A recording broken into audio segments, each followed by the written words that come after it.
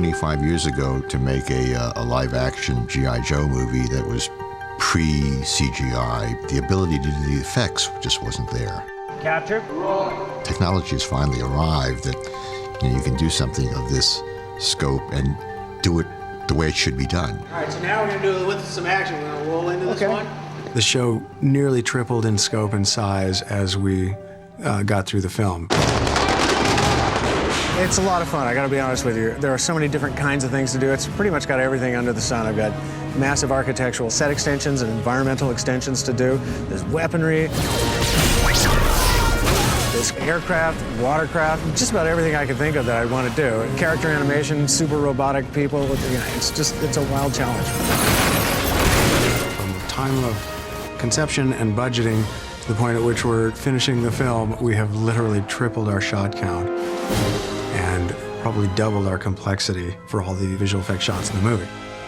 Everything that Stephen would like to do has to be spectacular. It's got to be huge. It's got to be bigger than life. And cut, reset! My job is to make the most entertaining, big, fun movie I can.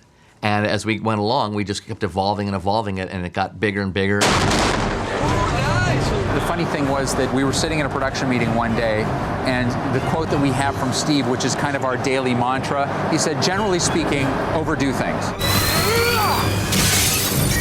We started out trying to contain a budget and make the film for a price, but in the end, as the film evolved and as you work on sequences that demand action, demand scope, you really have to open it up and you have to add camera angles, you have to add more excitement and just more big stuff to make it feel bigger and better than anything you've seen before.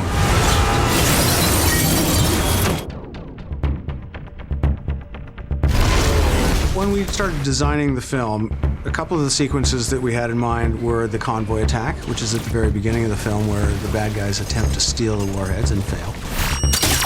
And we knew that we wanted to do an underwater submarine battle, reminiscent of Thunderball, an early 007 film. It was something that was in the back of Stephen's mind, something he'd always wanted to do. We did a fair bit of previs on the convoy attack to establish the pacing and the type of attack that was to take place in there. And part of our previs challenge was to figure out what the sequence of events and the order of events was to be in terms of the Typhoon picking off all the aircraft and subsequently the motorcraft down below. The enjoyment about working on the convoy sequence was it wasn't a full previs on that. There was boards mixed with previs, so there was a general direction of how they wanted to go. We went to great lengths to figure out what the composition of all of these shots would be so that we would know where the Typhoon might sit in a given shot and where the ground-based vehicles might be or the aerial-based Apache helicopters might be and what sort of lenses and focal lengths we had to shoot with. Action! Incoming! We spent a lot of nights, I think it was like 3 weeks of nights up in Simi Valley doing the convoy sequence. And what was interesting was we had to develop the bad guys coming in, and they were flying in on a plane that was not realized at all, except in CG. The Typhoon, which has these concussion cannons, which is this new technology of weaponry, that we had a loose technical idea of what the weapon was. And the way it's supposed to work is it's a sound wave that pretty much just flattens or accordions anything that it hits. So the first of the helicopters, there's two that get hit. The Typhoon swings around, aims, and then shoots, and in slow motion we see the cannon force hit it, rip apart the sides of the helicopter, and it turns into an accordion and then explodes. And then the second helicopter explodes and start spinning back towards Earth, and as we tilt down, it basically transforms into the practical helicopter, and then you see the explosion on the ground.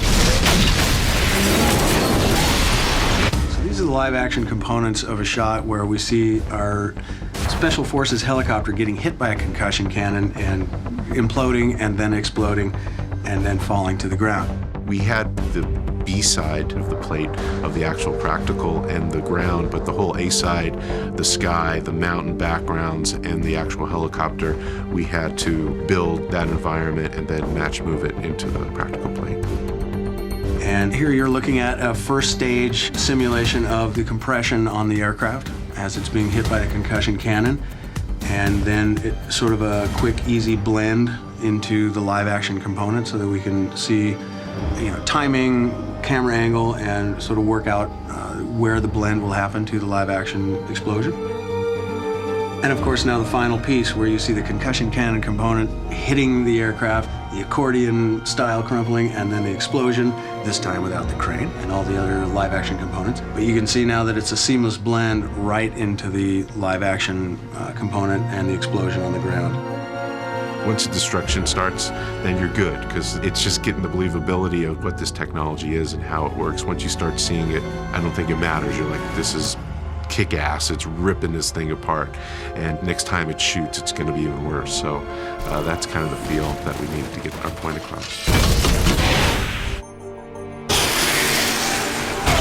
CIS was the single largest vendor in terms of volume of shots on the film. They touched on many, many sequences. The big sequences that we dealt with were the pit, the sand area around the pit on the exterior, the pit environment, which comprised of 3 levels, the top level being the landing platform area, the middle level being the aquatic training zone, and then the bottom area, which is technically the pit, and the polar ice cap sequence, which entailed both the exterior icy environment and then the interior, the ice cave that was part of the Mars base. One of the funnest things about doing the pit environment was establishing all these different levels where most of it didn't exist. We did in fact have the main pit environment, but it really wasn't even as big or as large or as deep as we wanted it to be. And so that everything that we did in that establishing sequence was practically virtualized as well. They built a little bit of a set on Downey Studios. I guess a little bit of a set's a little bit of an understatement, because they had a couple stories worth of buildings and some rock wall, but we put over 1,000 feet of rock wall around. The whole landing platform area was completely virtual. What we're looking at here is the original blue screen photography in which we see the establishment of the G.I.Joe pit environment. This is what we call the landing platform. And you'll see in a moment how we take this bit of blue screen photography and place it into a much, much larger virtual environment. Now what we're looking at is what we call the post-vis, or the first pass use of the 3D environment as it's combined with the live action. So you see that it's a very rough-looking environment, rough-looking geometry, rough composites, but it gives ourselves an idea of how the shot ultimately will look. And it gives ourselves something to work with an editorial for pacing and timing and all of that. This is now what I would call an interim version, where you're starting to get a better sense of the environment. There's a little more detail built into it. You get a better sense of the craft textures. Obviously, there's some compositing issues still not worked out, but you can really get a feel for the scale and size and scope of the environment.